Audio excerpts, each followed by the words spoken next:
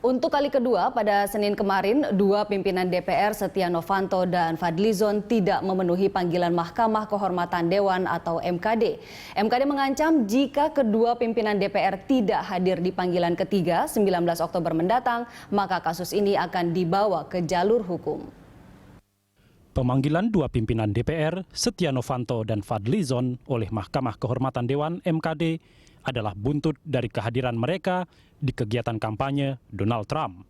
Pada pertemuan yang berlangsung September silam, Trump yang merupakan bakal calon presiden dari Partai Republik memperkenalkan Setia Novanto di depan publik Amerika dan media.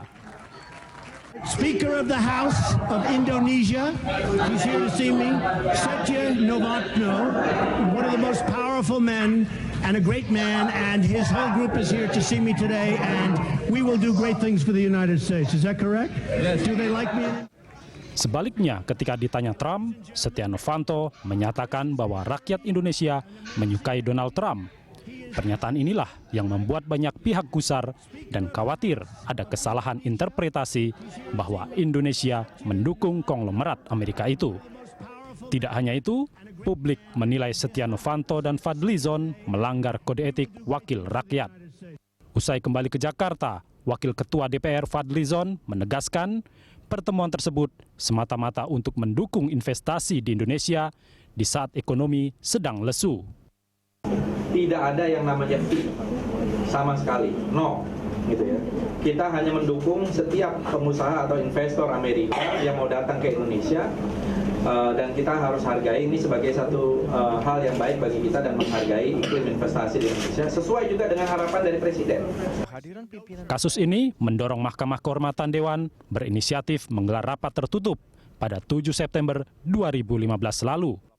Meski tanpa aduan, MKD menilai persoalan ini berdampak pada runtuhnya wibawa dan kehormatan Dewan secara keseluruhan atas perilaku kedua pimpinan Dewan itu.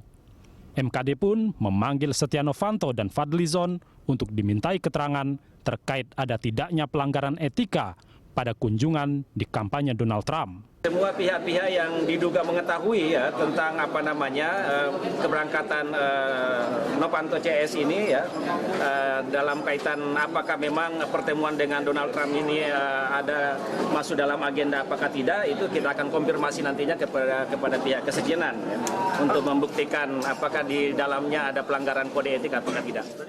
Sayangnya, Setia Novanto dan Fadlizon dalam dua kali pemanggilan, yakni 28 September dan 12 Oktober kemarin, tidak hadir. Kini MKD telah menjadwalkan pemanggilan ketiga pada 19 Oktober mendatang. Jika Setia Novanto dan Fadlizon kembali mangkir, MKD mengancam akan membawa kasus ini ke kepolisian. Tim Liputan, Berita